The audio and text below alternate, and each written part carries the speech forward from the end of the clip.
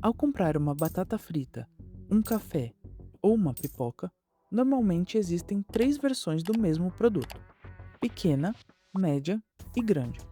Mesmo parecendo apenas mais alternativas de compra, essa divisão também ajuda a influenciar a decisão das pessoas. A menor costuma parecer cara pelo pouco que oferece, a grande parece exagerada para uma pessoa só.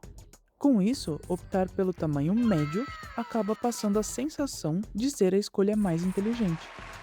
Mas aí surge outro pensamento. Como a diferença de preço é bem pequena, talvez valha mais a pena já pegar o grande mesmo. E é desse jeito que a estratégia funciona. Ao invés de focar no quanto realmente quer gastar, acaba buscando a opção que parece valer mais a pena. Sem perceber, o gasto deixa de ser a questão principal e as pessoas acabam pagando mais do que gostariam, acreditando ter feito a melhor escolha possível.